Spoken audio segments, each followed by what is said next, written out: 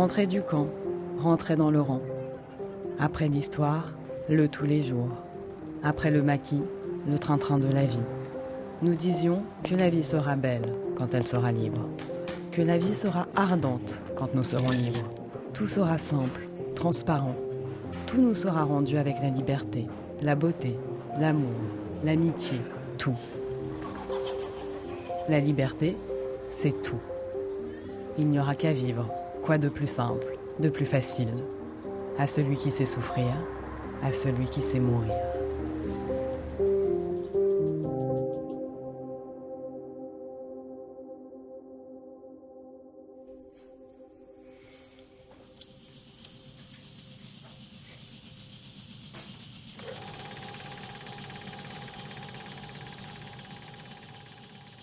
L'expérience des camps, en somme, c'est une expérience dont évidemment je me serais passée, mais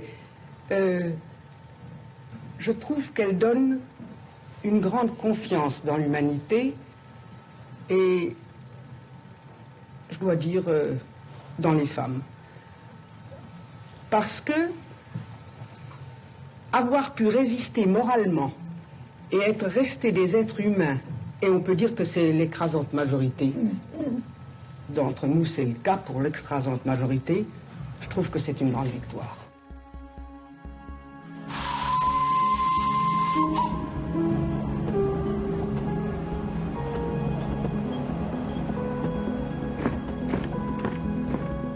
Le camp de Ravensbrück fut le plus grand camp de concentration pour femmes du Reich allemand. Il était destiné, en premier lieu, aux opposantes politiques, communistes ou résistantes. Plus de 120 000 femmes et enfants y seront déportés. Des dizaines de milliers d'entre eux y mourront. À la fin de la guerre, il faudra plusieurs mois pour évacuer les rescapés. Parmi elles, 4 femmes racontent. 4 résistantes, déportées pour avoir lutté activement contre le régime d'occupation au péril de leur vie. 4 voix qui s'unissent pour témoigner de ce retour tant attendu.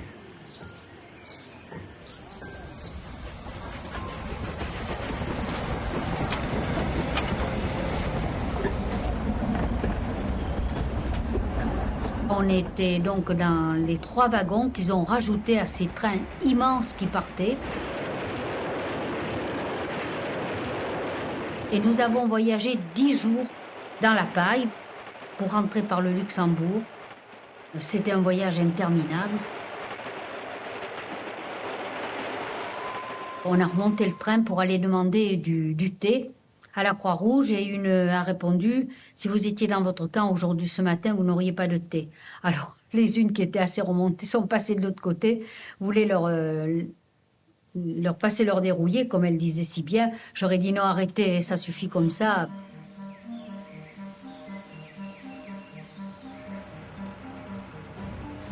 J'ai noté une gare qui s'appelait Wiebourg, quelque chose comme ça.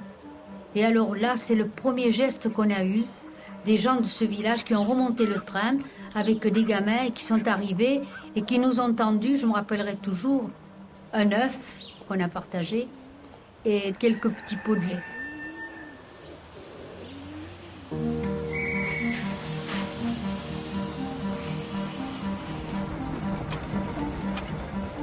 Au matin, finalement, on nous a laissé passer. La barrière s'est soulevée et on est rentré en Suisse. Alors ça a été un moment d'émotion extrême. Et tout le monde s'est mis à chanter la Marseillaise, on pleurait. Les Suisses qui nous attendaient de l'autre côté, puis à un moment, dans l'angoisse, se sont mis à pleurer. Enfin, c'était très, très émouvant, très bouleversant.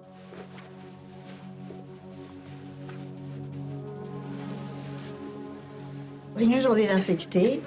Je me souviens encore, il y avait des jeunes filles suisses qui étaient en maillot de bain avec des brosses avec des très grands manches pour ne pas nous toucher de trop près parce qu'il fallait qu'on soit désinfecté, des poux, de la gale, etc., laver à fond, brosser de tous les bouts. Et nos blessés ont été emmenés tout de suite à l'hôpital.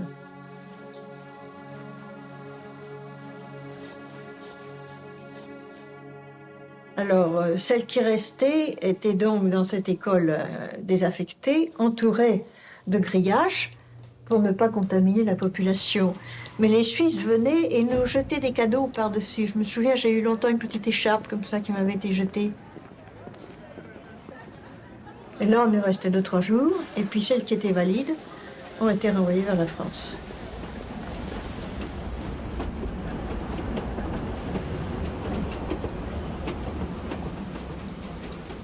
Quand on est arrivé à la frontière, c'était un moment émouvant parce que le train s'est arrêté, a donné un grand coup de sirène et puis une voix off a dit « Vous arrivez en France, vous franchissez la frontière ».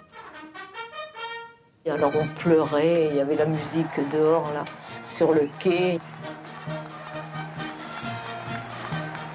Il y avait des gens qui nous tendaient des paquets, alors nous, on se mettait tout petit et on tendait les deux mains pour avoir des sandwichs au saucisson qu'on n'arrivait pas à manger. Après avoir eu si faim, on avait une totale incapacité de manger pendant un bon bout de temps comme ça.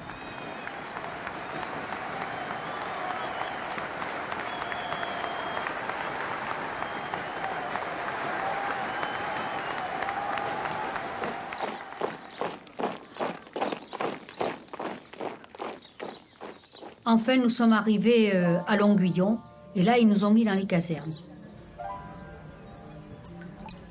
Une semaine encore, là, enfermés, sans savoir ce qu'ils voulaient faire de nous.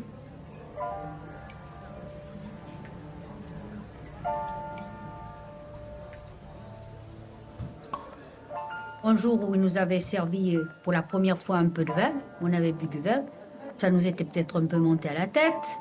Je traversais bras dessous avec ma camarade espagnole en chantant. Et puis quand on est rentré, on a réuni les filles, on écoutait, on en a marre. Hein. Une crise nous a pris. Tout ce qui nous est tombé sous la main, nous avons cassé. Nous avons dit, on en a marre et marre, on veut partir. Parce qu'on voyait partir tous les convois, sauf nous. Alors on s'est révoltés. Et alors là, ils ont dit, oh là là, c'est folle, il faut qu'on s'en débarrasse. Alors tout de suite, ils ont cherché pour nous envoyer dans des convois.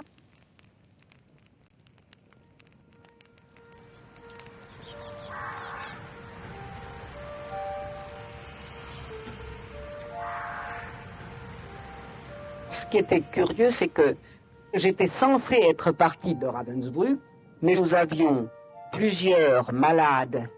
J'ai donc décidé de rester avec elle. Je me suis planqué dans un lit de malade au bloc 8 et j'habitais en fraude dans le bloc 8. J'étais illégal dans le camp.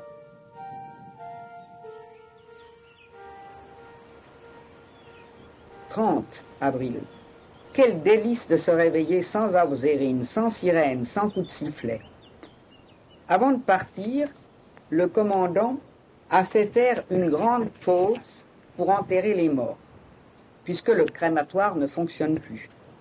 Il a donné comme instruction de la reboucher proprement et de mettre une croix dessus, damit es anständig aussieht, ce qui veut dire en français pour que cela ait un aspect convenable.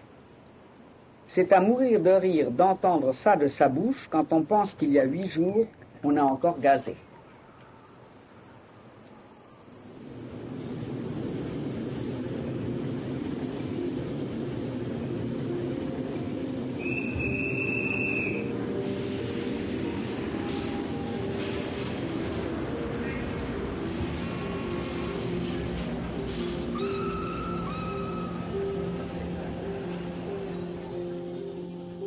Enfin Paris, un quai de gare. Nous débarquions épuisés, ahuris. Il y eut d'émouvantes retrouvailles au milieu des rires et des pleurs. Une foule de gens choqués par notre aspect, cherchant du regard celui ou celle qu'ils attendent.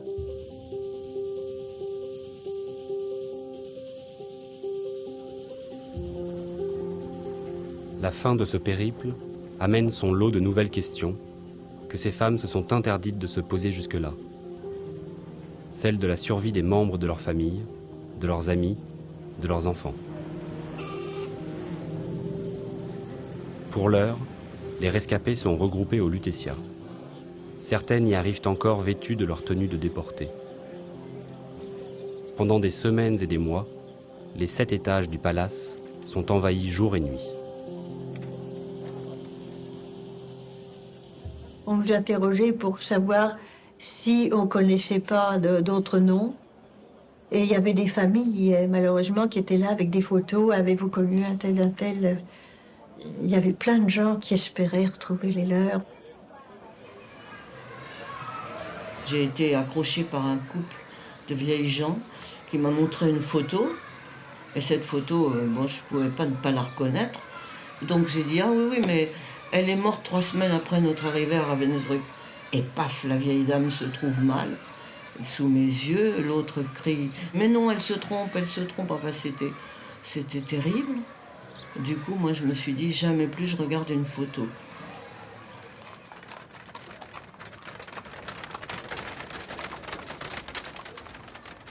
Et on nous a donné un petit peu d'argent. Nous avons été au bon marché qui est à côté. Je me souviens avoir vu un petit étal avec des oranges. Et ma première réaction, ça a été d'organiser les oranges, c'est-à-dire de voler. Alors très vite, je me suis dit, mais non, ici, on n'organise pas, ça s'appelait voler ici. Il fallait se réadapter à tout.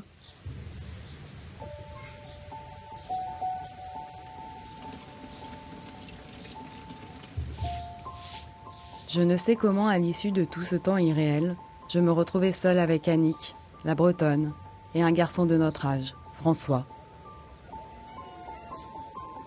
Les autres avaient été récupérés par leur famille ou dirigés vers des transports qui les emmenaient chez eux. Nous n'avions même pas échangé un adieu. Je me sentais frustrée, déchirée. Et alors là, c'est quelque chose de très dur à vivre.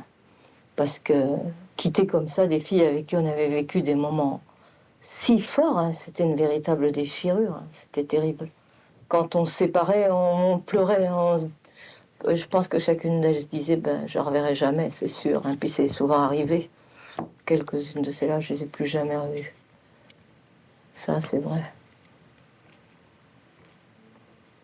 Finalement, la joie des retrouvailles familiales, ça l'emportait là-dessus. C'est évident, hein. On allait retrouver nos familles.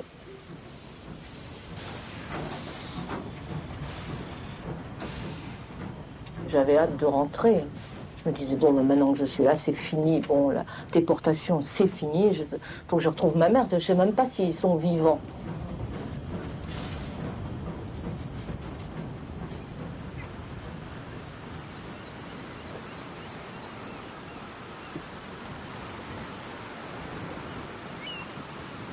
Nous arrivons à la première cale, c'est-à-dire au port, directement. La mer était pleine.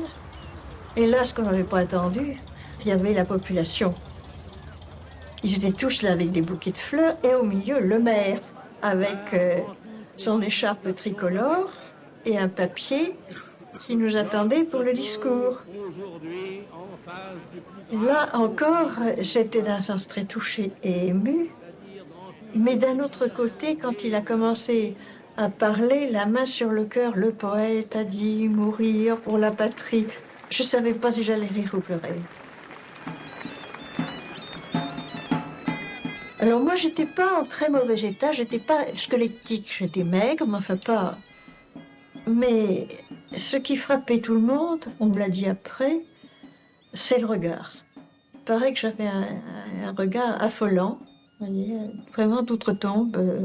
On avait dit à ma sœur aînée qui s'appelait Annie, on avait dit à Annie, ta petite sœur, dans 8 jours, elle sera morte avec un regard pareil.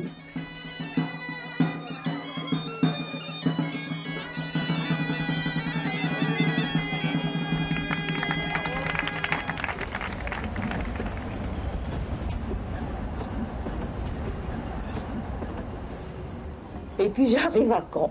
Et tous les soldats du train m'avaient fait une haie d'honneur, comme ça. Et moi, alors, je cherchais partout pour qui c'était.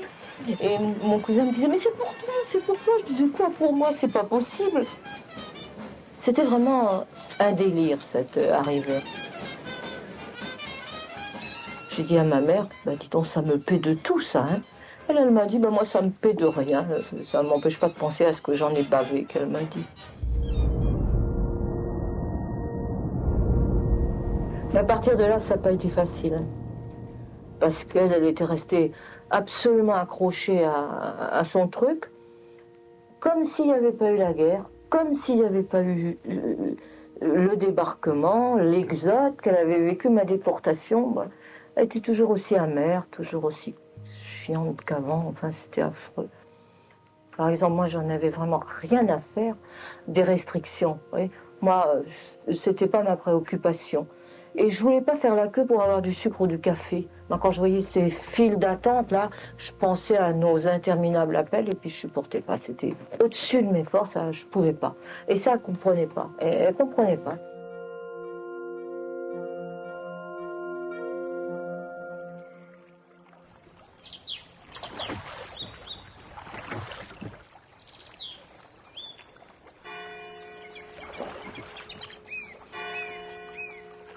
Je me suis retrouvée seule, débarquée sur le quai de la gare à Limoges. Tout d'un coup, j'ai aperçu mes sœurs. J'ai dit, oh là là, je ne savais plus où j'étais. Et ensuite, je suis arrivée devant un hôtel où il y avait la réception, où les gens recevaient les gens, et tout le monde encore nous bousculait. Tout d'un coup, j'ai dit à mes sœurs, partons. Je vous en supplie, partons.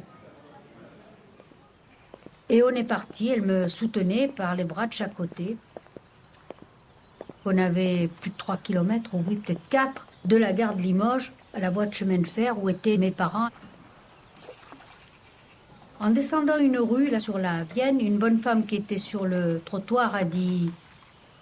Elle était maligne, la petite, mais ça, cette fois-ci, les Boches, ils l'ont dressée.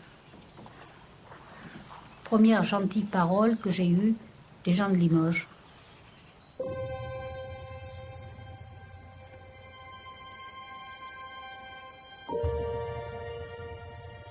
Après, je suis arrivée chez moi, et lorsque j'arrive devant chez moi, je vois ma mère qui vient au-devant de moi, tout habillée en noir.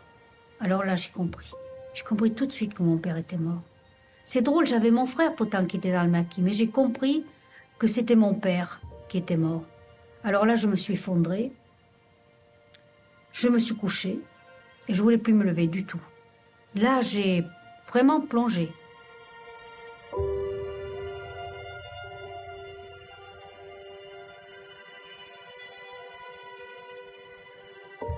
Peut-être le choc de me voir déportée, parce qu'il paraît qu'il était fou de douleur quand j'ai été arrêtée. Il disait, moi, avec ce que j'ai vécu à Verdun, et maintenant ils ont pris ma petite, il était effondré. Il a culpabilisé.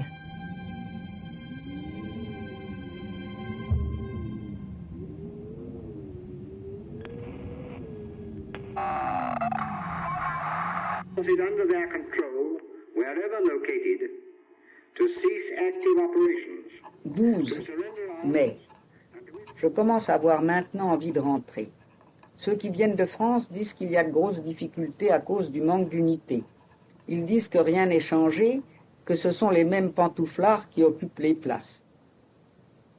Je m'en doutais un peu, mais la moutarde vous monte au nez quand on pense que les éléments les plus actifs du pays sont morts pour avoir fait leur devoir de Français, et que ce sont ceux qui ont tranquillement attendu la libération au coin du feu, ou même collaboré, qui maintenant tiennent le haut du pavé.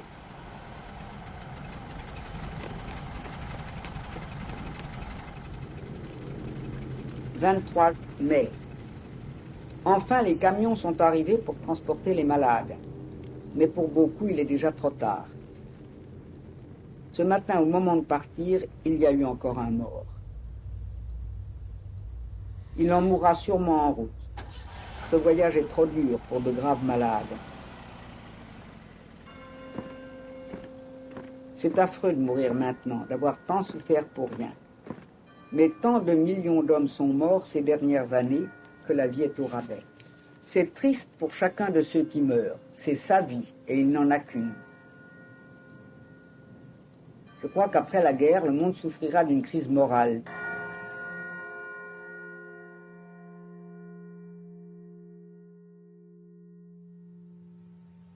Est-ce qu'il était très important et essentiel pour vous-même et vos camarades de croire fortement au retour? Nous avions besoin d'y croire, c'est certain, et on y croyait, mais quelquefois aussi, on vivait presque un peu dans l'irréel. On avait besoin de croire que le monde était beau et qu'on retrouverait tout bien et que c'était un monde où on nous aimerait surtout et un monde de l'amitié, puis un monde qu'on arrivera à transformer pour qu'il devienne beau comme cela. Mais vous en parliez de ce monde alors? Oui, oui. Certaines, les jeunes en particulier, ont imaginé tout ce qu'on allait faire pour le changer.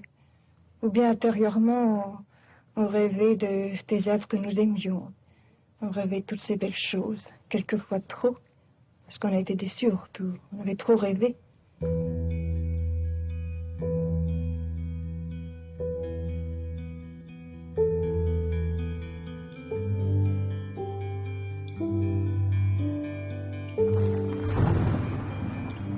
Quand je suis revenue, là, au moment où j'ai retrouvé ma mère, j'ai eu des difficultés, je me suis remise à penser à toutes mes copines qui m'étaient chères. Et je ne supportais pas leur mort. Et je pleurais des nuits entières, des nuits, ça a duré des semaines et des semaines. C'est vraiment... Je me culpabilisais affreusement. Je me disais, mais pourquoi moi et pas elle? Je ne sais pas, c'est pas possible. Il y a quelque chose que je n'ai pas fait, que j'aurais dû faire. Elles se sont moins économisées que moi. Il a fallu je ne sais pas combien de temps pour que j'arrive à admettre que c'était la chance.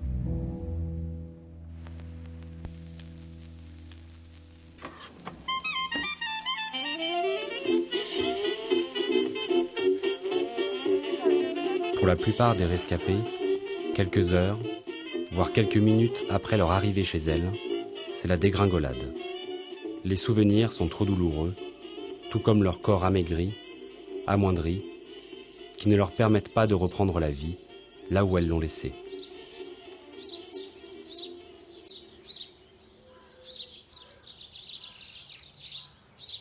D'abord, j'étais boulimique. J'avais une faim. Je me levais la nuit, je ne supportais pas l'idée de la nourriture dans un placard sans aller la manger, vous voyez.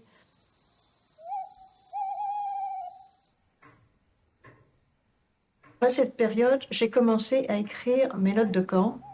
J'avais besoin de penser tout ce qui avait été vécu. Et j'ai écrit ces notes pendant plusieurs mois. Ma sœur me dit, mais qu'est-ce que tu fais? Amuse-toi, va dehors, profite de la vie.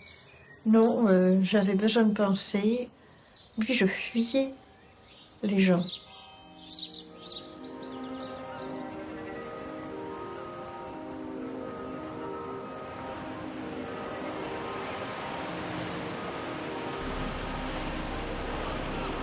Une voisine m'explique qu'ici aussi ils ont été malheureux. Il y avait les restrictions, ils n'avaient que les légumes de jardin, ils ont mangé des berniques. Comment lui faire comprendre que pour moi, cela aurait été un délice alimentaire? Quel décalage quand on a connu la torture de la faim. On me pleure maladroitement. Ma pauvre petite, vous avez perdu là-bas les plus belles années de votre vie. Mais une ancienne connaissance, une pétainiste, me ferme carrément son salon. Je ne peux recevoir dans ma famille une rescapée de Ravensbrück, dit-elle. Quelle maladie ramène-t-elle? Elle a vécu auprès de criminels, de prostituées. Ce n'est pas une éducation pour une jeune fille. C'est là qu'on réalisait un peu la coupure, hein, parce que on avait rêvé que la vie reprendrait comme avant, mais j'avais beau avoir mis mes petites espadrilles, mes robes de jeune fille et tout, c'était une autre jeune fille qui revenait, vous voyez.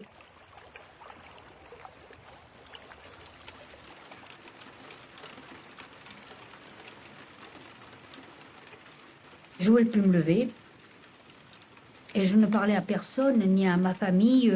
Ma mère était désespérée parce que je ne mangeais rien, je n'avais plus faim. Et ma mère ne pouvait pas comprendre. Un médecin qui avait été dans la résistance, qui est tout de suite venu me voir, s'est mis en colère, a dit à ma mère, laissez-la. Elle ne peut pas manger parce qu'elle ne peut plus manger. Elle a son estomac qui est complètement rétréci. Ne la bousculez pas comme ça.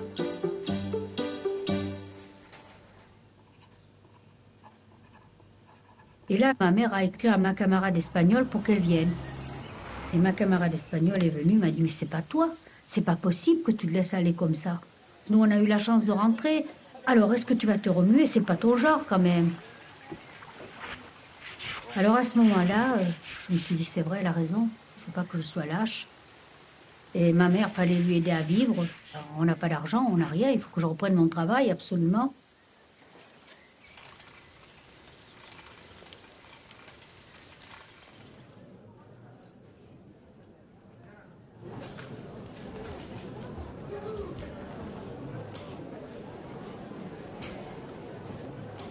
Je suis arrivé le 25 juin et le 26 juin commençait, je crois que c'est le 10e congrès du parti, enfin commençait en tout cas le congrès du parti. Il faut s'imaginer que quelqu'un qui était à Ravensbrück la veille, pas 8 jours avant, la veille, je ne me souviens de rien. Et la qualité de notre production matérielle. Sauf de l'enthousiasme du congrès. Mais des problèmes qu'on discutait au congrès, je ne m'en souviens pas du tout. Sur le plan international et dans chaque pays.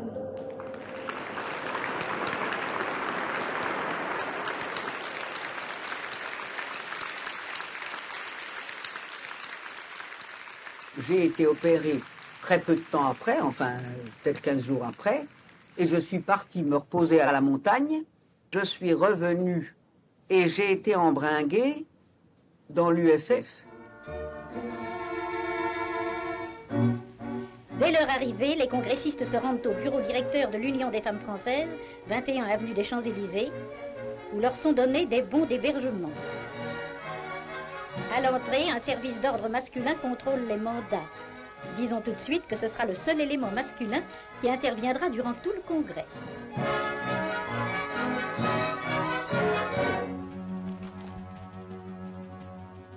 Avant la guerre, comme reporter photographe, je travaillais essentiellement avec des hommes.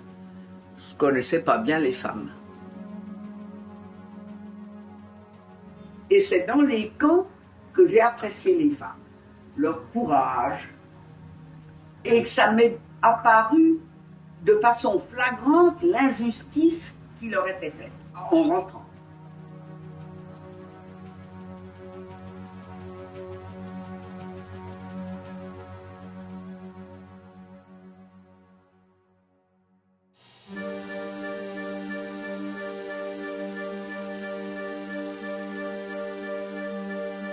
Encore jeunes filles, lorsqu'elles ont été déportées, elles rentrent femmes, dans un monde qui a changé. Désormais, il faut aller de l'avant, trouver un mari, repeupler cette France abîmée. Si la capacité, tant morale que physique, de donner la vie est un enjeu pour beaucoup d'entre elles, les mamans sont à l'honneur dans cette société patriarcale d'après-guerre. Et la réalité historique n'intéresse pas les foules, qui préfèrent penser aux jours meilleurs qui les attendent.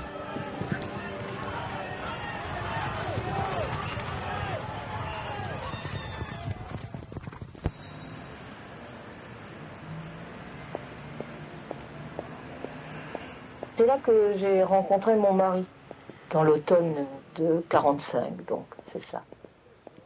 Curieusement, on avait eu un peu la même naissance et le même parcours familial dans notre enfance. Alors, je me disais, ça va marcher, c'est pas possible, hein. On a vécu les mêmes trucs quand on était gamin, on a été des résistants, on est allé au camp, c'est pas possible, ça va être un couple sensationnel. On a fait 2 filles, mais bon, ça n'a pas marché du tout. Je pense que pas une femme déportée ne vous dira que notre vie de femme a été un long fleuve tranquille. Je pense que toutes, absolument toutes, nous avons eu des problèmes pour notre vie de femme. Parce qu'on a été certainement mal comprises par nos compagnons, c'est certain. Et c'était très difficile. C'est là où on a eu le plus de perturbations, certainement. Ils ne pouvaient pas nous comprendre et nous, peut-être, nous ne pouvions pas les comprendre. Je pense que là, ça a été un peu le gâchis de notre vie.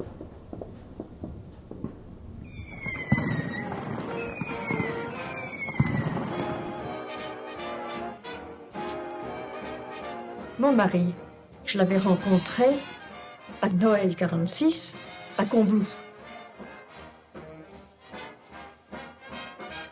Mais quand je suis revenue à Paris, je lui ai confié mes notes de camp où il a tout lu.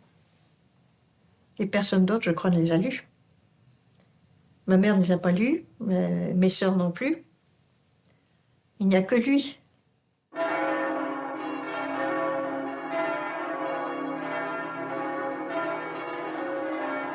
J'étais une famille qui n'avait pas un grand nom, qui n'avait pas d'argent, donc une partie de ma belle famille n'a pas voulu me voir. Et nous sommes mariés avec seulement des amis Vous voyez, un petit clamart dans cette espèce de communauté où on nous avait regroupé 2 chambres pour qu'on puisse s'installer. C'était très élémentaire, j'avais pas le chauffage, j'avais un poêle à bois, mais c'était le bonheur.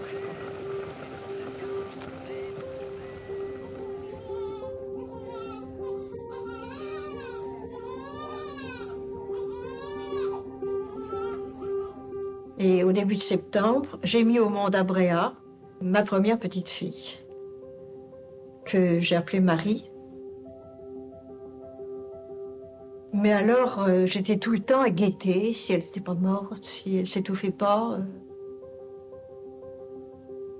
J'avais tellement l'image des enfants morts dans mes bras que j'arrivais pas à m'imaginer avec un enfant vivant dans les bras.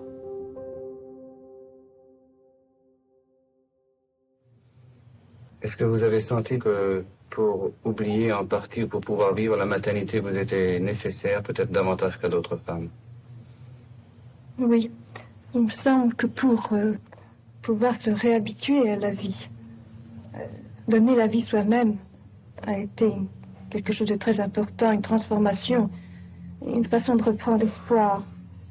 Mais je dois dire que pour moi, après cette expérience, j'ai été pendant des mois hors tour sans pouvoir toucher un enfant.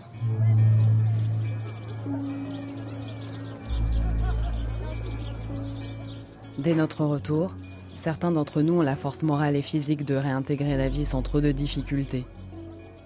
Mais les autres, plus fragiles, définitivement abîmés sans qu'ils en aient peut-être conscience, qu'ont-ils fait de leur vie?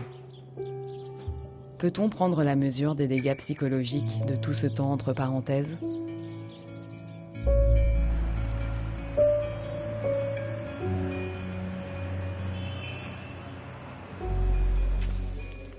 J'ai commencé à vivre avec Pierre Villon sous l'occupation, et puis j'ai été déporté pendant 3 ans et demi. Et quand je suis revenu, j'ai revécu avec Pierre Villon, et nous nous sommes mariés en 49. Il a perdu sa femme en 39 en laissant un bébé de 18 mois, et quand j'ai pu légalement l'adopter, je l'ai adopté. Et je n'ai pas eu d'autres enfants.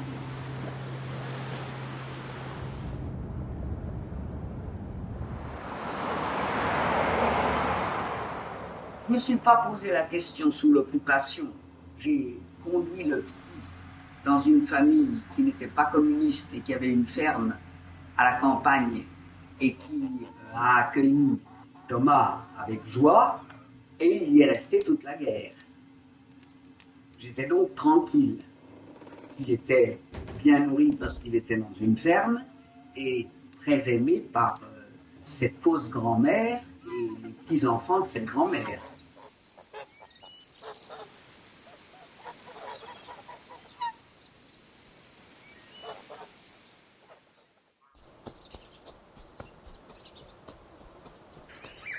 Quand je suis revenu, évidemment, on ne s'est pas reconnu.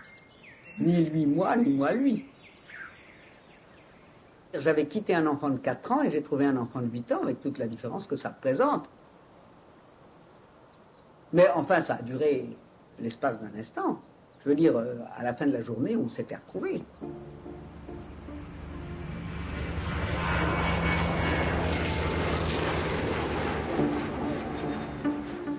Alors, ce que je pense, c'est que j'aurais pu faire plus attention à certaines choses.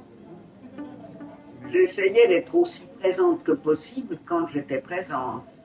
Mais c'est vrai que le fait d'avoir un père et une mère militants, ça a fait que l'enfance de mon fils a été assez solitaire.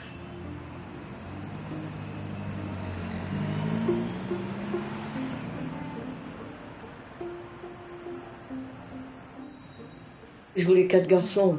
Bon, alors à chaque fois j'étais déçue. La première, bon ça va. Et la deuxième, quand l'accoucheur m'a dit c'est une fille, j'ai dit merde alors.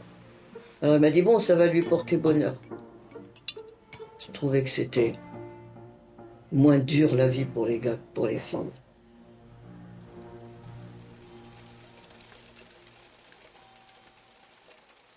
Puis les choses elles arrivent quand elles veulent. Vous savez bien qu'on n'avait pas nos règles quand on était au camp. Alors, j'ai dû être enceinte avant même d'avoir retrouvé les règles. Et là, j'ai fait une fausse couche. Puis je me suis retrouvée une autre fois enceinte et je l'ai gardée. Je me suis dit que peut-être ça m'aiderait à me stabiliser. Ce qui était une erreur. Les enfants, ça ne stabilise pas. Il faut se stabiliser tout seul.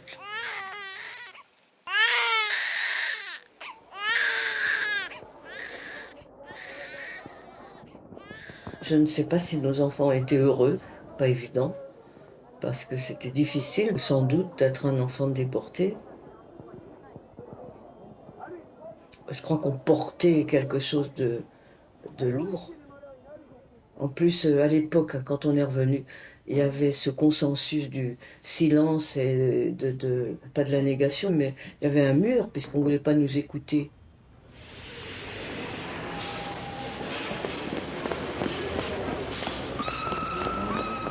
Ceux que nous retrouverons seront tellement mal à l'aise, et ceux que nous raconterons tellement invraisemblables, qu'ils aimeront nous croire un peu fous. Cela les aidera à supporter un inévitable complexe de culpabilité. Ils diront « c'est fini, n'y pense plus » et parleront de leur difficulté à se ravitailler.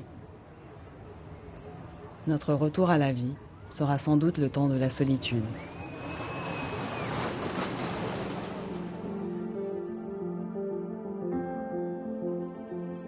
Ça n'avait pas l'air d'intéresser ma mère. Donc si ça n'intéressait pas déjà ma mère, comment ça pouvait intéresser mon voisin?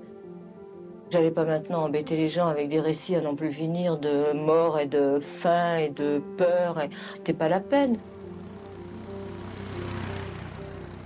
Je me souviens avoir raconté dans une conférence l'histoire des enfants qu'on avait enlevés à leur mère.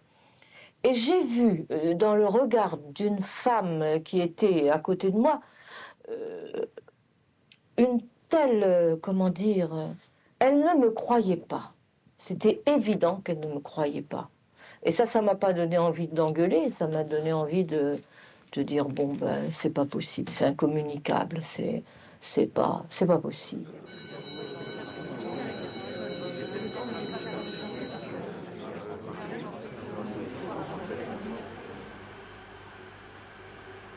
Lorsque je suis rentrée dans cette usine, j'étais toute heureuse, contente comme tout, de pouvoir reprendre mon travail.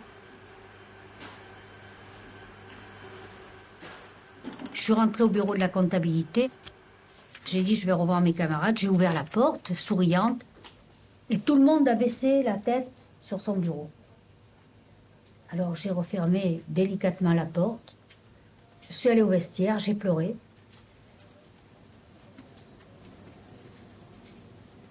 Quand je passais dans les couloirs, où je rencontrais des techniciens, des dessinateurs, ils faisaient comme s'ils étaient affairés. Ils passaient de l'autre côté et regardaient leurs papiers pour ne pas me voir, pour ne pas me regarder. Et personne ne me parlait, personne ne me demandait rien. C'était terrible. Et alors après, une rage m'a pris. J'ai dit, mais ils vont voir. J'attendrai mon heure, mais ils vont voir.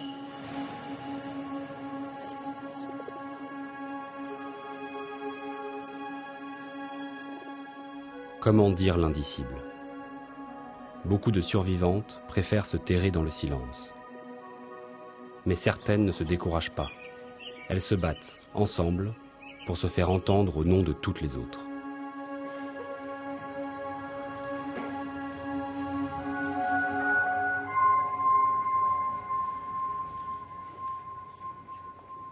Une nuit, nous avons été réveillés par des cris effroyables. Nous avons appris que la veille, n'ayant pas assez de gaz, ils avaient jeté les enfants vivants dans les fournaises.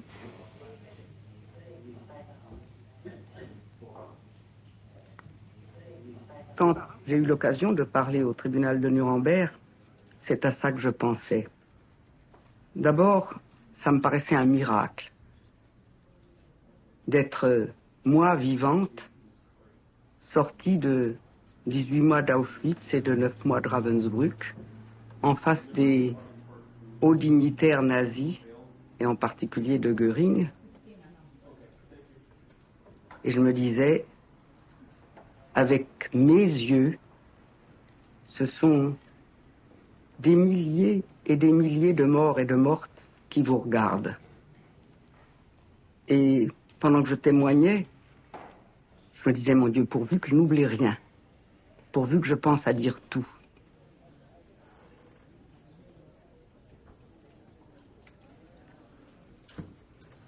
Il y a une chose que je ne vous ai pas dite en parlant de tout ça, c'est que j'avais été témoin. J'étais témoin au procès de Rastatt du commandant Ravensbrück. J'avais expliqué ce qui se passait pour les enfants. Entre autres, j'avais parlé des stérilisations des petites filles tziganes. Il a été tout détendu, tout souriant, et il m'a répondu, mais bien sûr, il y a eu des stérilisations de femmes et d'enfants. Mais enfin, vous comprenez, c'était des tziganes. Donc, je retrouvais ces mentalités, vous voyez, nazies, tout au long de mon histoire. Cette vie du camp n'a jamais été effacée. Je ne voulais pas d'ailleurs, je ne pouvais pas l'effacer, du tout.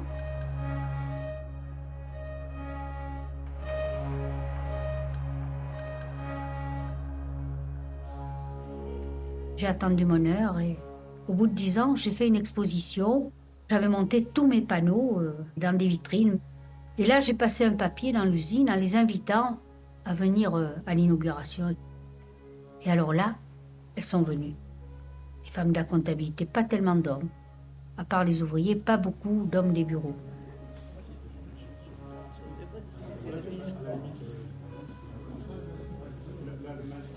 Elles sont venues, puis elles regardaient, elles se sont mises à pleurer, mais elles m'ont dit, mais dis donc, tu étais là-dedans, toi? C'est ton habit. Tu étais comme ça? Je leur ai dit oui. Mais tu nous en as jamais parlé. Je lui ai dit, vous ne m'avez jamais rien demandé. Et si je vous l'avais dit, terrible comme j'étais, vous ne m'auriez pas cru. Vous auriez dit que j'affabulais.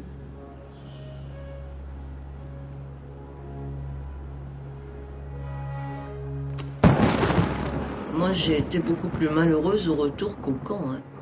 Au retour, j'ai eu peur. J'ai eu des cauchemars la nuit, je rêvais qu'on me brûlait. J'ai eu vraiment, vraiment beaucoup de mal à retrouver mon équilibre. Tandis qu'au camp, j'allais bien. J'étais dans un contexte, fallait se bagarrer. Mais pourquoi ça s'est passé comme ça? C'est parce que finalement, on n'a pas su nous accueillir.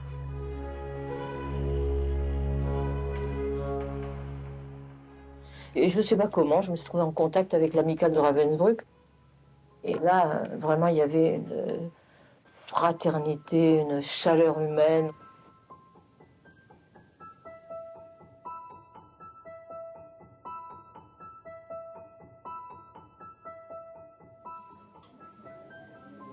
Parce que bon, se retrouver toute seule avec 2 enfants, surtout quand le mari est défaillant et n'assume pas ses responsabilités, c'est pas tellement évident. Ma mère, elle me disait, tu n'es heureuse que le samedi, lorsque tu rencontres tes camarades déportés. Et je lui disais, bien sûr, parce qu'il n'y a qu'eux qui peuvent me comprendre. Je n'étais qu'heureuse avec eux. Sans nous parler, on savait qu'on se comprenait. C'était fou. C'est pas que mes copains me prenaient en charge, hein, ça, c'était pas du tout le genre. Mais ils étaient toniques. Je revenais en me disant, mais ils ont raison, on en a vu pire. Hein. Maintenant, j'ai 2 belles petites filles, je gagne bien ma vie, je suis indépendante, j'ai gagné le droit de vivre gentiment.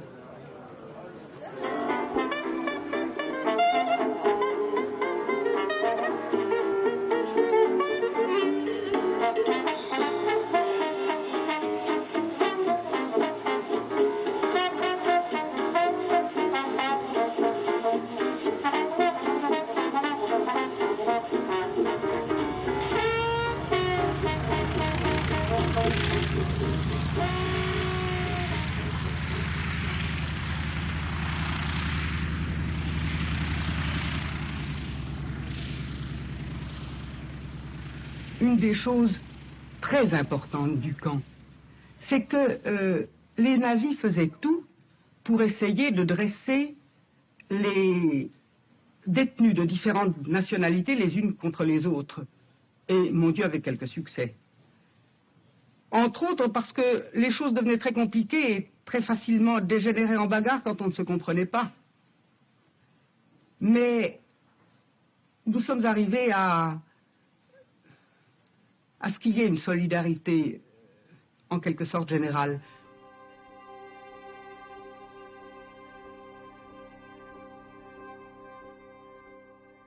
On en parlait entre nous en disant cette union qui s'est faite entre femmes de différents pays à l'intérieur du camp, on devrait la continuer après la libération, garder ces liaisons. Donc c'était une idée qui était dans l'air.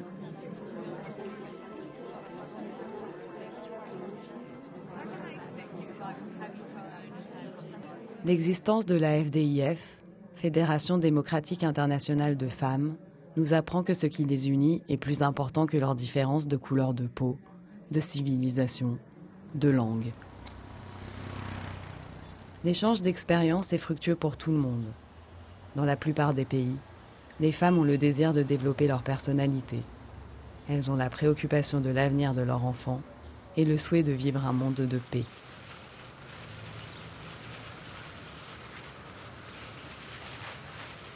Contrairement à certaines de mes camarades qui me disent pour elles, ça a été... Moi, je trouve que je ne le regrette pas.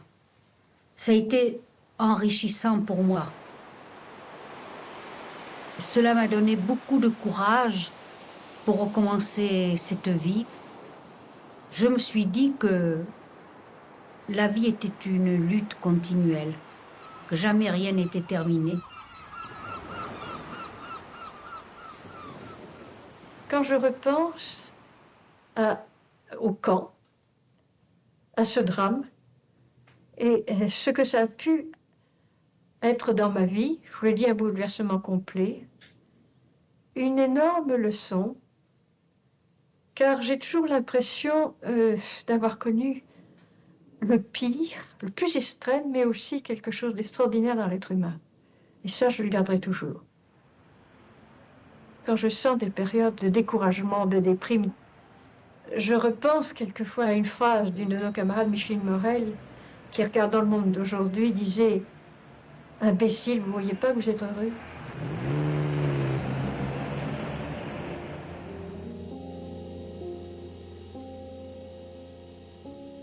Réunis au sein des fédérations, des amicales ou chez les copines, pour beaucoup d'anciennes déportées, se retrouver ensemble est un réconfort. Mais cela ne suffit pas. Le monde qui les entoure reste sourd à leur colère. Alors, elles trouvent une voie dans la militance.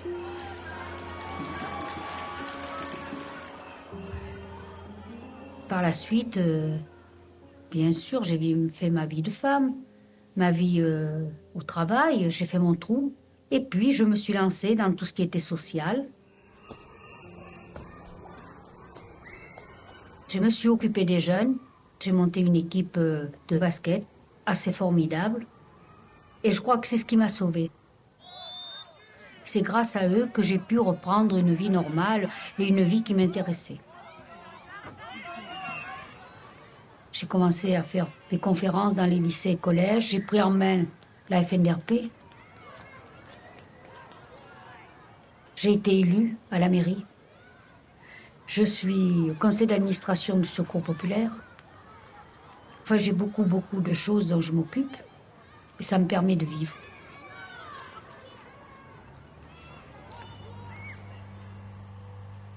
Le fait d'avoir été une résistante, finalement une militante depuis mon enfance, depuis le Front populaire où j'allais courir dans les usines en grève et en passant par la guerre d'Espagne et puis toutes nos manifestations contre Munich ou tout ça, ça veut dire que j'avais un esprit militant et je ne pouvais pas rester sans militer.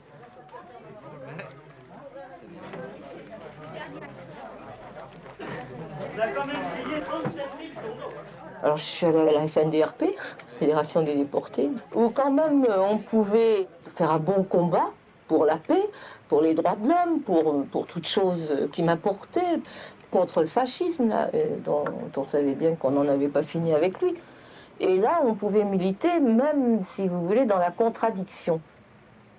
Parce que c'est vrai qu'à la FNDRP, pendant très longtemps, il y avait un bon nombre de communistes orthodoxes, mais quand même, comme le mot d'ordre, c'était le pluralisme, on pouvait ne pas être du même avis. Par exemple, moi, je ne l'ai jamais été au moment de la guerre d'Algérie. Je n'ai pas tout à fait suivi la fédération, mais je pouvais le dire au cours d'un congrès national sans que ça fasse des problèmes douloureux.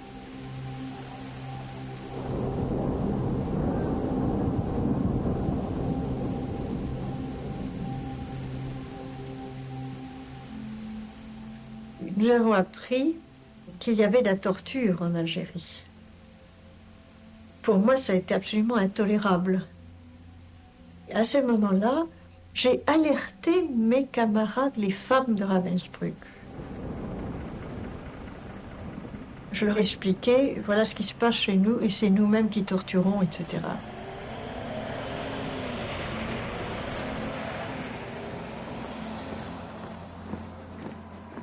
J'ai reçu des lettres des femmes anciennes déportées qui ne pouvaient pas y croire, en disant on est femme d'officier, etc. C'est pas possible que des officiers français fassent ça.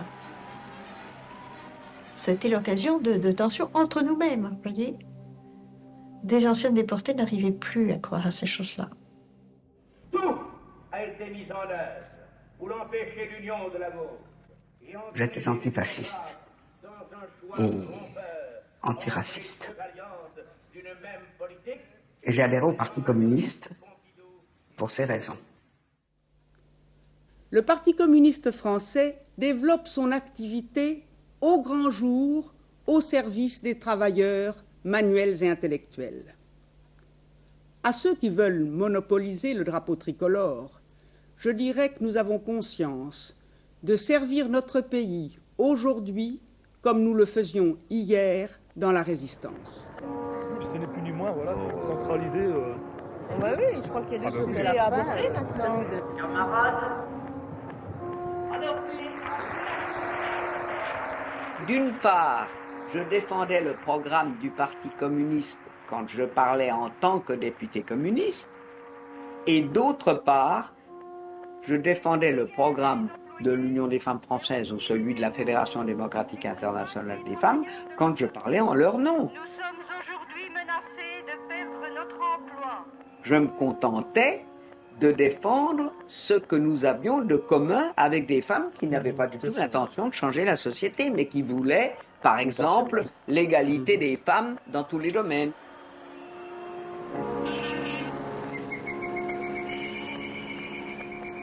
Je commence à être vraiment esquintée.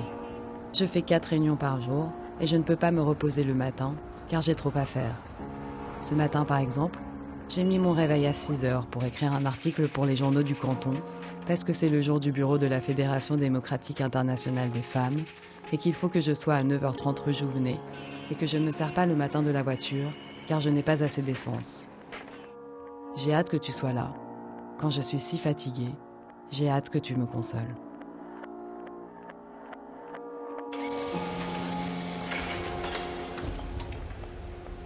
Leurs engagements militants ne les mènent pas forcément à questionner le modèle familial traditionnel. Les anciennes déportées sont d'une autre génération, de l'entre-deux-vagues, et ne s'engagent pas directement au sein des mouvements féministes. Mais d'une femme à l'autre, d'une lutte à l'autre, elles sèment des graines.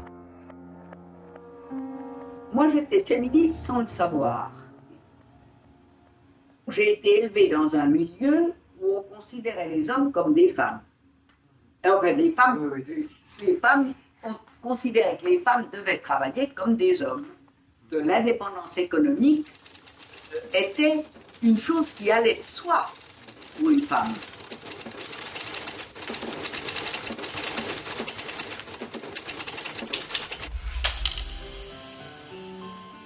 Pour la question du travail, enfin, la célèbre question pour ou contre le travail des femmes en général, quelles ont été les réactions à la fois des femmes et des hommes à cette question ? On remarque alors la différence de point de vue la plus grande, c'est lorsqu'il s'agit du travail de la femme mariée mais qui n'a pas d'enfant.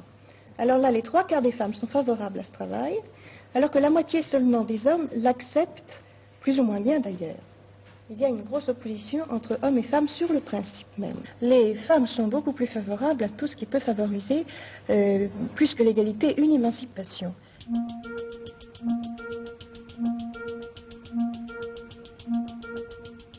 Lors de mes recherches sur l'enfant, j'ai vu comment les filles souffraient souvent d'un handicap dès le départ dans la vie.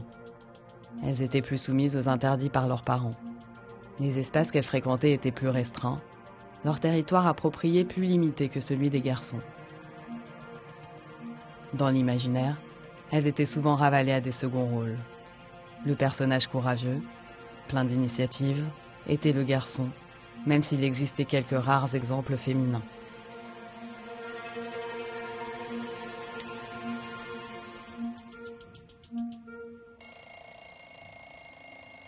Est tombé de mon étagère par hasard un bilan fait par l'Union des femmes françaises sur ce qui a été gagné par les lois qui intéressaient les femmes. En 1958, l'obtention du livret de famille pour les mères célibataires. En 1965, la réforme des régimes matrimoniaux. Monsieur et Madame Dupont viennent de se marier. Depuis le 1er février 1966, si par hasard le mari venait à commettre certaines imprudences, la femme peut intervenir et demander à ce moment-là que la protection des biens de la communauté soit assurée d'une façon judiciaire.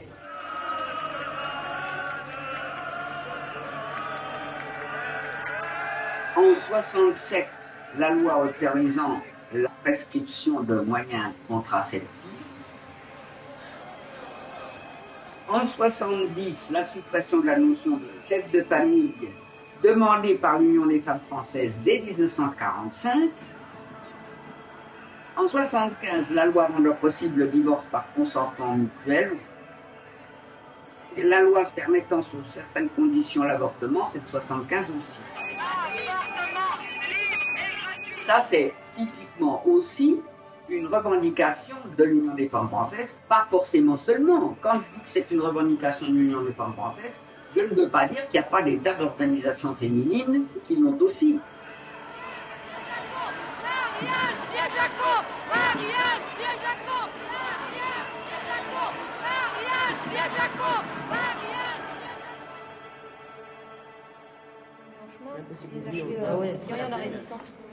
Faire sauter les voix. Oui, tiens, l'appel. Alors comment votre histoire a commencé? Au milieu de leurs multiples combats, le camp ne les quitte jamais.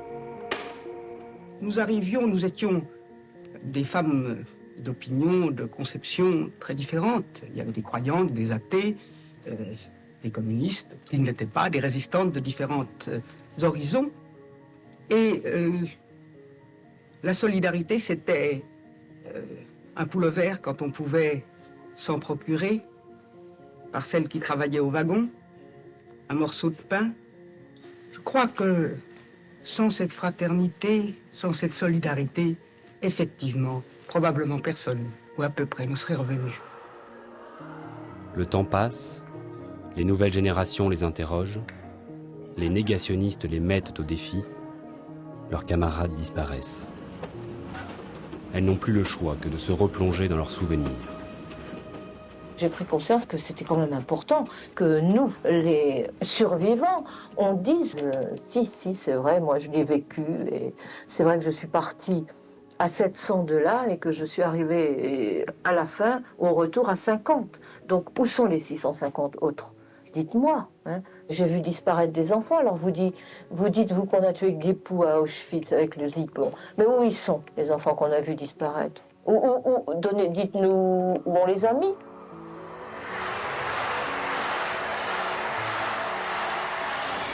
Je vis continuellement un peu dans ma déportation, faut le dire. Hein. Je crois que maintenant, à la fin de notre vie, nous sommes de plus en plus penchés là-dedans. Tout nous revient, et même des détails que je croyais oublier quand nous parlons ensemble. Et pourquoi vous dites tout le temps nous? Vous dites pas je? Je dis tout le temps quoi? Nous. Nous, parce que je parle au nom de mes camarades. C'est un tout, tu comprends? On a toujours eu l'habitude de travailler ensemble et nous avons l'habitude de parler de nous.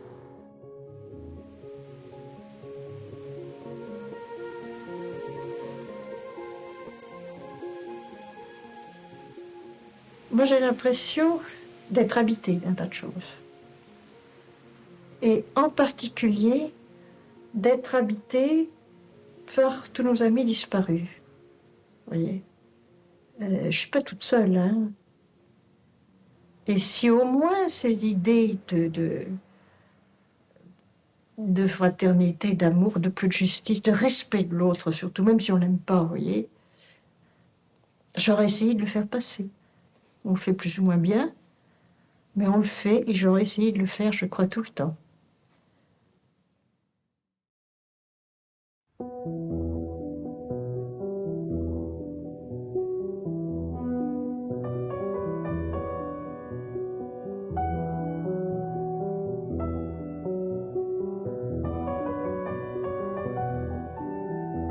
De quoi vous plaignez-vous? La vie, c'est la vie. De quoi rêviez-vous dans votre là-bas? De manger à votre faim, de dormir à votre sommeil, d'aimer à votre amour, à manger, à dormir, à aimer. Vous l'avez depuis que vous êtes rentré. L'histoire, c'est fini. Soyez heureux, comme tout le monde. L'histoire, c'est un moment. Maintenant, c'est la vie. Et pourquoi donc vouliez-vous revenir? Sortir de l'histoire pour entrer dans la vie. Essayez donc vous autres, et vous verrez.